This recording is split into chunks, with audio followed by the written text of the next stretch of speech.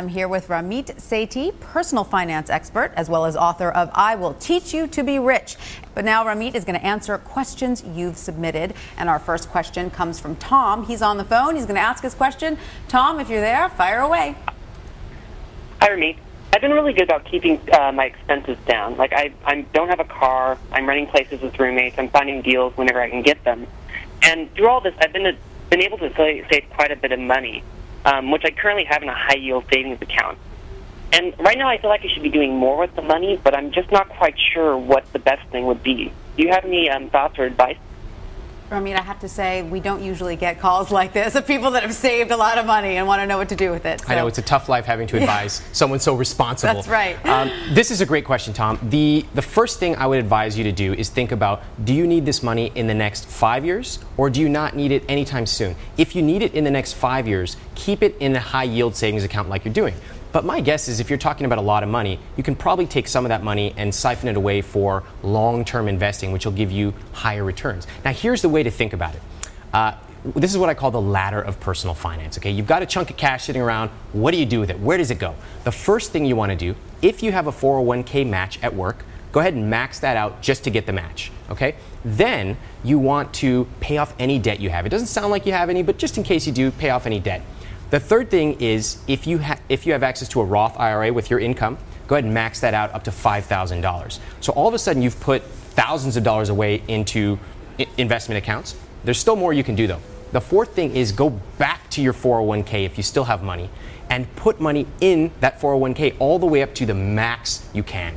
All right, and then fifth, if you still have money left over, congratulations, that's an amazing position to be in. And what you can do with that is just open up a regular taxable account. All right. That's how you want to approach it. Sounds like great advice.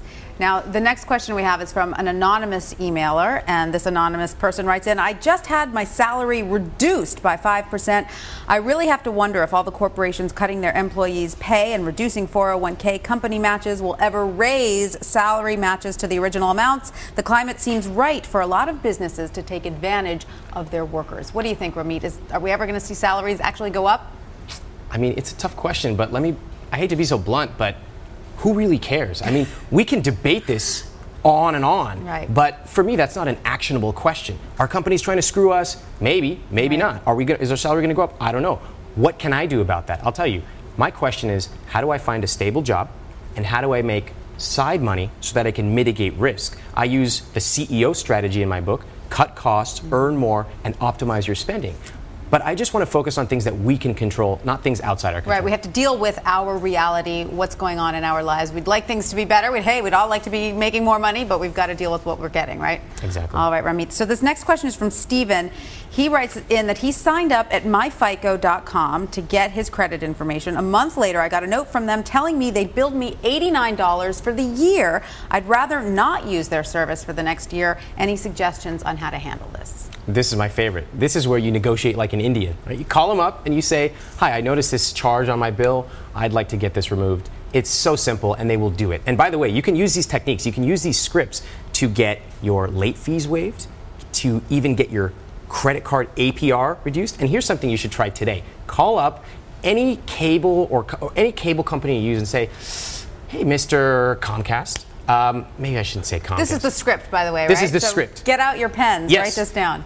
Hi, I noticed I'm paying $80 a month for cable. This is the phrase. Times are tough. Times are tough. I just can't do this anymore.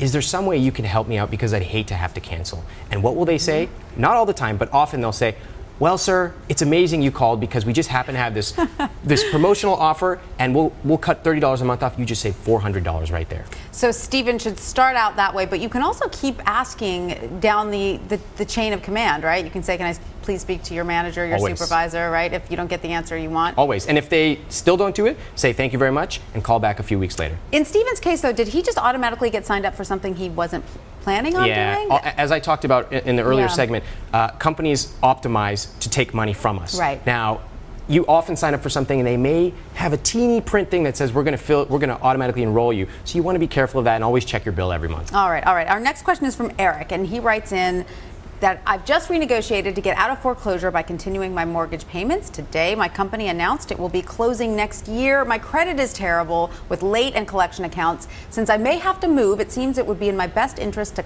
try and clear up my credit report in order to buy a house within the next year. What things are the most important to resolve? Sounds like he's got a lot of work to do. This question really drives me crazy for a number of reasons. First of all, I'm sorry to hear Eric's story. It's very unfortunate that he lost his job and has really bad credit.